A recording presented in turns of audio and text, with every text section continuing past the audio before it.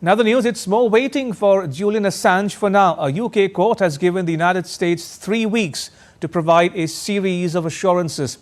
If those assurances are not forthcoming, then the leave to appeal will be granted.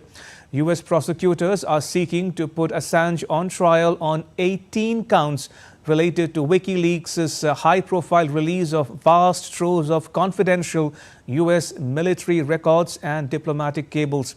Assange's legal battles in Britain began in 2010, and he subsequently spent 7 years holed up in Ecuador's embassy in London before he was dragged out and jailed in 2019 for breaching bail conditions.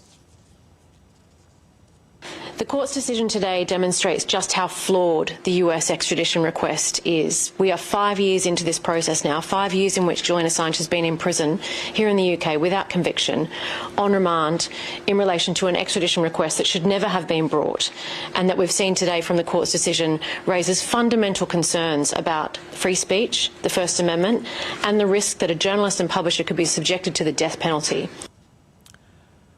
Meanwhile, Julian Assange's wife, Stella, said that she was astounded by the London High Court ruling that puts the WikiLeaks founder's extradition to the US on hold. Take a listen.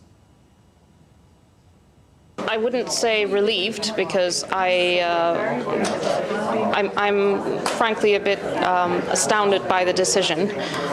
The courts have rightly identified that Julian is exposed to the death penalty, and that his freedom of expression and free press issues are at the heart of this are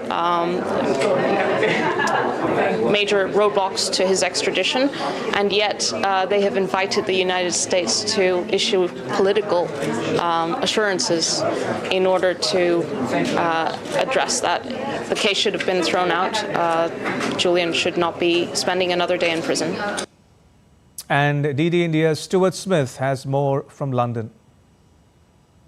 The two High Court judges making this decision have already spent weeks deliberating, but it seems there was more information, or at least more certainty, they needed from the United States in order to decide whether an extradition can go ahead or not. They are looking specifically for 3 pieces of information, 3 assurances from the United States. First of all, that if Julian Assange is extradited, then he can experience a fair hearing under the First Amendment to the US Constitution, the one that guarantees freedom of speech. Secondly, that his nationality, his Australian nationality, will not prejudice that hearing. And thirdly, that he will not be sentenced to death if convicted. Now, the US has 3 weeks to respond to that. If they don't respond, then the default position is Julian Assange will be entitled to that full hearing.